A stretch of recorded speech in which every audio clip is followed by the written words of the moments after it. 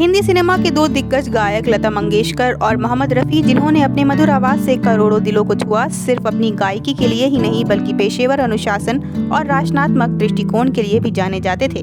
उनका साथ किसी फिल्म के लिए सोने पर सुहागा माना जाता था।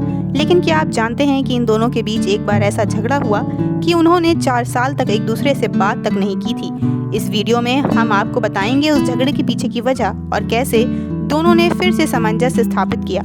ये झगड़ा उस समय शुरू हुआ जब लता मंगेशकर और मोहम्मद रफ़ी को एक ही फिल्म के गाने रिकॉर्ड करने थे। उस दौर में संगीतकारों और गायक गायिकाओं के बीच टकराव होना आम बात थी, क्योंकि दोनों अपनी गायकी की परिपूर्णता और उच्च मानकों के लिए जाने जाते थे।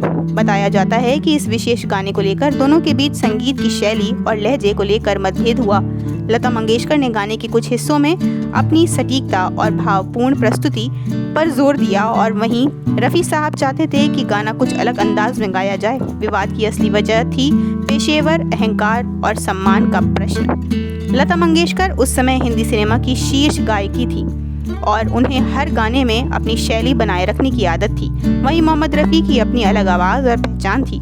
दोनों की राय में मतभेद ने रिकॉर्डिंग के दौरान तनाव पैदा कर दिया। इस छोटे विवाद ने धीरे धीरे बढ़ते हुए 4 साल तक चलने वाली दूरी का रूप ले लिया।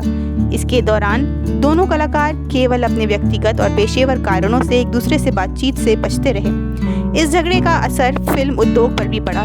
कई संगीतकार और निर्देशक दोनों के बीच सामंजस्य बनाने के लिए प्रयास करते रहे, लेकिन सफल नहीं हुए। फैंस भी दोनों की इस दूरी को महसूस कर सकते थे, क्योंकि उस समय उनके लोकप्रिय डुओ गाने गायब थे। साथ ही ये झगड़ा हिंदी सिनेमा के संगीत जगत में कई बार चर्चित हुआ।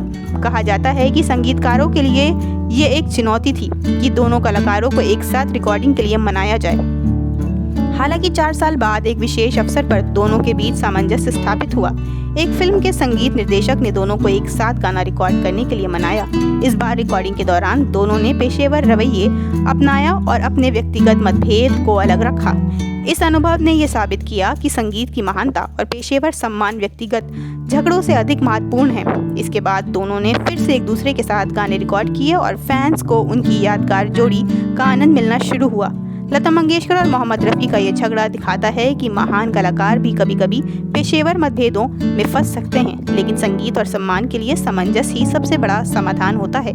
आज भी उनकी मधुर आवाज़ें और गाने करोड़ों लोगों के दिलों को छूते हैं। ये कहानी केवल उनके झगड़े की नहीं बल्कि उनके पेशेवर दृष्टिकोण और संगीत प्रेम की भी याद दिलाती है।